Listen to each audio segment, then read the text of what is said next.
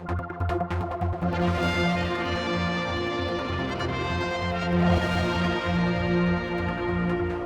briefings with Allan Bell, and obviously just stay after the by-elections. You're going to have one returnee and one new face. Yeah. I think for the Isle of Man, it's been a very good result. Mr. Malarkey, as you rightly say, has been in the Keys before. He's had 5 years up to the last election. He was a very hard-working, very committed person, both to his constituents and to working within government to benefit the Isle of Man. And having had the benefit of that previous experience, he'll be able to hit the ground running on day one. And I'm sure he'll want to engage with government and continue the good work he's done in the past. You never gave him a lot to do. I mean, he got drug advisor and that sort of thing. Was that just because he was where he was in the life of the Parliament sort of thing? It was an area he was particularly interested in, and I obviously wasn't Chief Minister at that point, so that was the department he wished to work in. But I'm sure with his experience, he's got business experience as well as previous political experience, he'll want to get engaged. We have 15 months to go to the general election. It's most important that government doesn't just freewheel now, and we would hope that new members as well as existing members will continue their drive to improve public services during that time, and Bill will do that. Ralph Peake I know very well. I've known his family for a great many years. His grandmother used to own a hotel in Ramsey, and so I think Ralph, again a very hard-working, very experienced businessman, will bring a fresh set of talents to the House of Keys at a time when we need business experience to... And he's still on this business ticket, so you must be pleased on that. Yes, very much so, because as I've said before, my evolving priority now has to be to get the economy moving, to develop new investment, new opportunities for different sectors to develop here, and also to rebuild confidence between government and the business community, which has been flagging, I have to say, over the last few months because of some of the statements emanating from Tynwald and initiatives, in fact, taken by government itself. We have a big job to do there. What about your comments on the Liberal van and vote? Have you got anything to say about it? I mean, Mr. Fitton was second.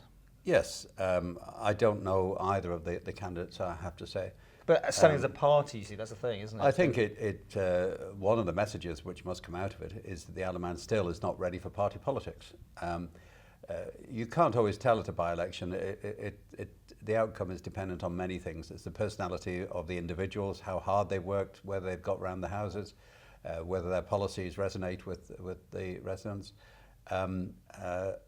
I think some of the comments that Lib Vans have made over the last month, a year or two, which give the impression about being anti-business. They've not supported initiatives perhaps where you would expect them to in Tynwald, might have just had some impact on the voters at a time when we really need to grow the economy and generate new jobs. It's difficult to say. You could speculate about a whole range of issues. I'm sure they will go back and reflect on their performance, and they will come back fighting for their general election.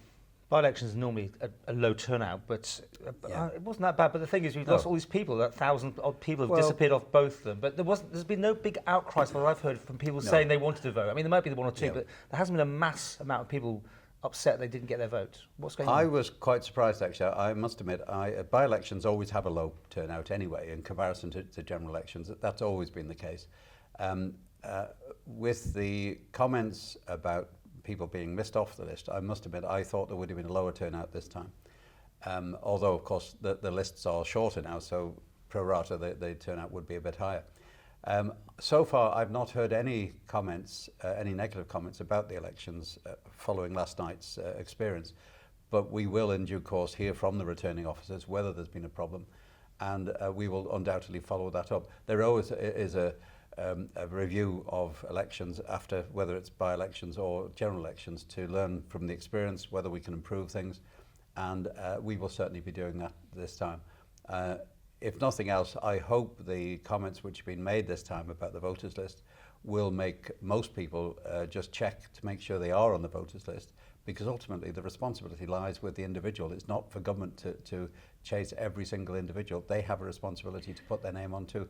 I hope this will remind many people that they need to check this, because there will be, at some point, quite when, I don't know, another 2 by-elections. I was going to ask you that, because do you think it will be, well, do you think they will come from the House, from the Keys? Do you think it's going to be that process again which will trigger another by-election, or do you think they can find some people from outside I have government? absolutely no idea what the outcome of this is likely to be. As I've said before, there are so many games being played in Keys at the moment over this LegCo election. We could run for months yet. I really have no idea what the outcome has been. It's not much point in speculating, really.